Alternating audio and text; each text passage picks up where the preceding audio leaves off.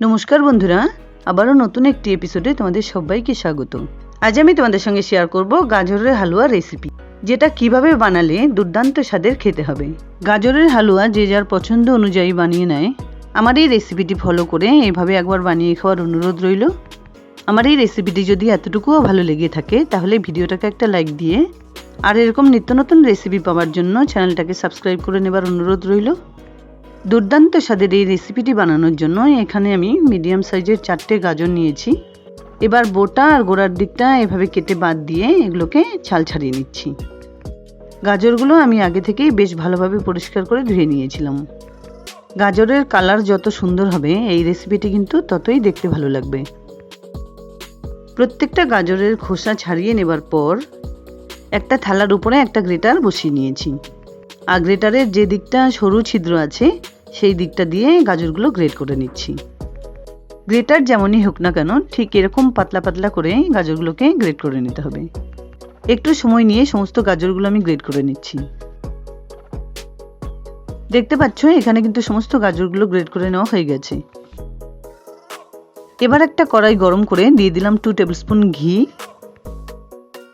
ঘিটা হালকা একটু গরম করে নেবার পর এখানে আমি কিছু কাজু কিশমিশ নিয়েছি, সেগুলো মিডিয়াম ফ্লেমে ভেজে নিচ্ছি।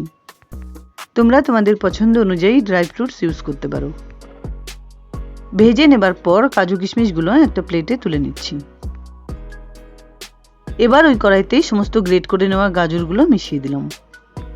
গাজরে মিশে থাকা সমস্ত জল যতক্ষণ না পর্যন্ত শুকিয়ে যায় ততক্ষণ কিন্তু এভাবে নাড়াচাড়া করে জাল করে নিতে হবে। নাড়াচাড়া করতে করতে গাজরগুলো ঠিক এরকম শুকনো অবস্থায় এলে আগে থেকেই 5-6 মিনিট ধরে জাল করে নেওয়া দুধের থেকে মেজারিং কাপের 1 কাপ দুধ আমি এর সঙ্গে মিশিয়ে দিচ্ছি। দুধটা যত ভালোভাবে জাল করে নেওয়া হবে গাজরের হালুয়ার টেস্ট কিন্তু ততই ভালো হবে। দুধটা মিশিয়ে দেওয়ার পর উতলে এলে আরও 3 থেকে 4 মিনিট ধরে এভাবে জাল করে নেবার পর মিশিয়ে দিলাম 1/2 কাপ পরিমাণ চিনি।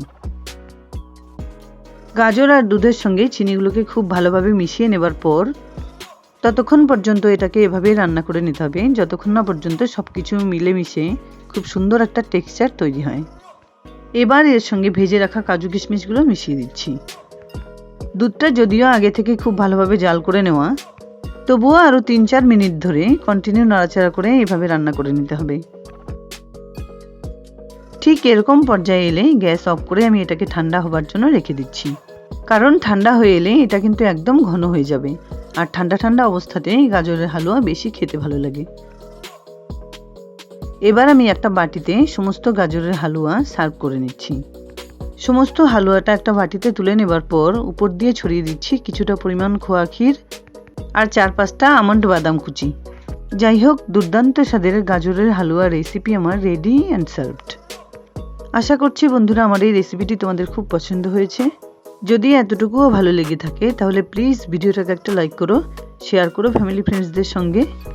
আর আমার চ্যানেলে নতুন বন্ধু হয়ে থাকলে প্লিজ চ্যানেলটাকে সাবস্ক্রাইব করে পাশে থাকা বেল আইকনটা অলে করে দিও, যাতে আমার আপলোড করা সমস্ত ভিডিওর নোটিফিকেশান সবার আগে তোমাদের কাছে পৌঁছে যায়। দেখা হচ্ছে নতুন কোনো রেসিপি নিয়ে। ভালো থেকো, ধন্যবাদ।